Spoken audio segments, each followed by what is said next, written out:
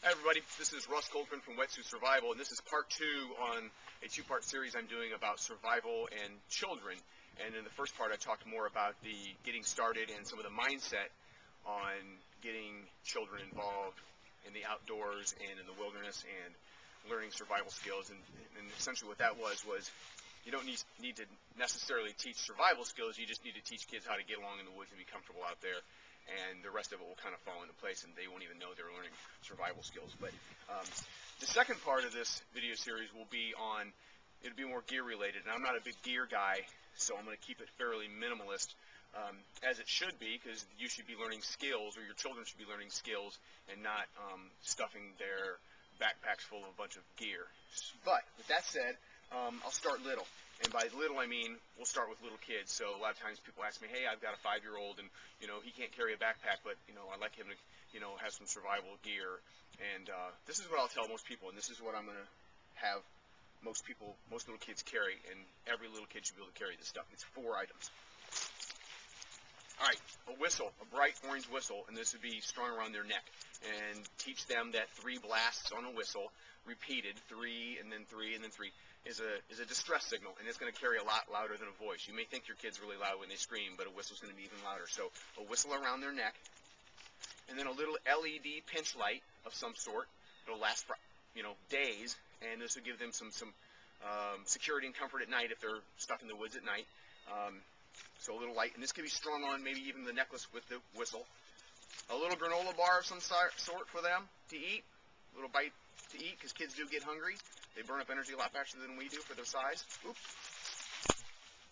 And a Band-Aid. I know it's not a survival thing. No one's going to make it or break it on a Band-Aid, but this teaches kids how to take care of themselves. So if they can put their own Band-Aid on instead of mommy or daddy doing it, that's an independence thing, and it's a confidence thing. So a Band-Aid in their pocket, so if they get scratched up, they'll put their own Band-Aid on.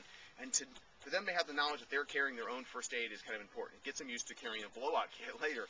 So a Band-Aid, food, a signal device, and a light. 4 things. They're really tiny. They could go in their pockets. They could go around their neck or whatever. The only other thing I'd add is maybe water, if they have a way to carry water. Now, something I did for my daughters when they were little is they had this little Camelback Skeeter.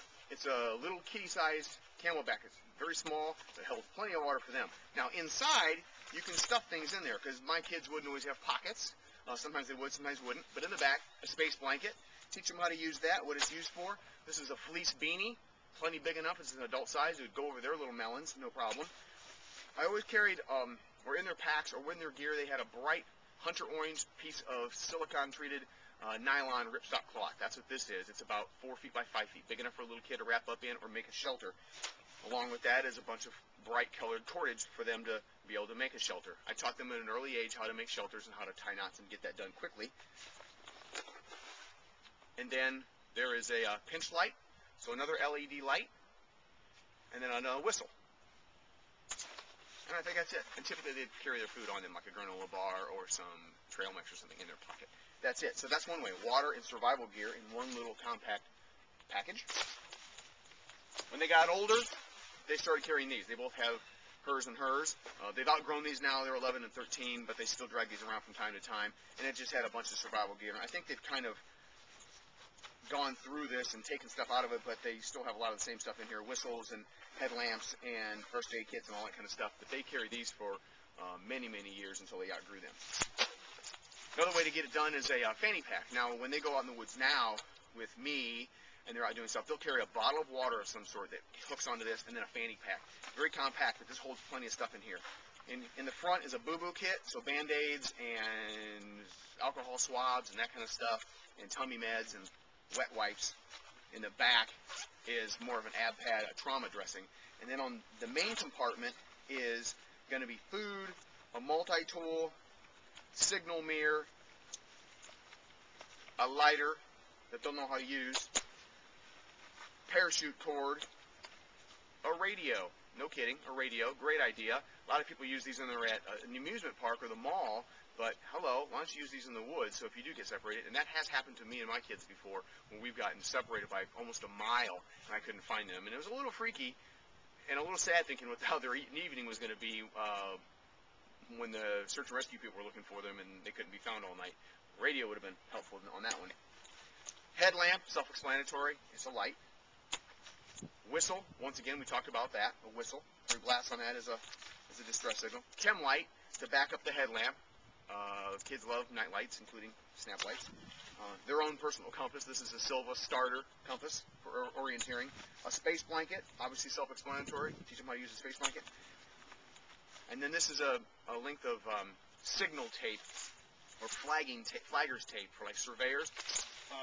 It looks like this when you buy it in the store, a big roll of it, a couple bucks. I roll it up on a dowel rod, and this would be to mark their position, or if they're on the move, which they should not be, you should tell them to stay put. But if for some reason they're on the move, they learn to tie this onto little pieces of the tree as they move. Also, if they build a shelter out of natural materials, it's going to be very camouflaged and hard to find for searchers. But if they tie big lengths of flagger's tape to the edges of their shelter, at least if they're asleep and someone's calling their name, someone will be able to hopefully see them. So there are some of the items they could carry depending on their size and their age and their general whininess, but I would insist from an early age that they carry their own gear. Just like some people do with their dogs, and they get little doggy packs and say, no, Rover's going to carry his own food in his little roll-up water bowl. Same with kids. They should carry their own whistle, their own light, their own little bit of food, and a Band-Aid or two to take care of their own little boo-boos. Once again, this kind of helps them get in the mindset of being independent, being self-sufficient, and they don't even know they're learning survival stuff. So as far as learning survival stuff, teach them how to make a fire, teach them how to build a shelter, teach them how to maintain the tools that they do have. So once they get old enough, you give them an actual sharp pocket knife. Teach them how to put an edge on that thing and maintain an edge. Teach them that a sharp knife is much safer than a dull knife.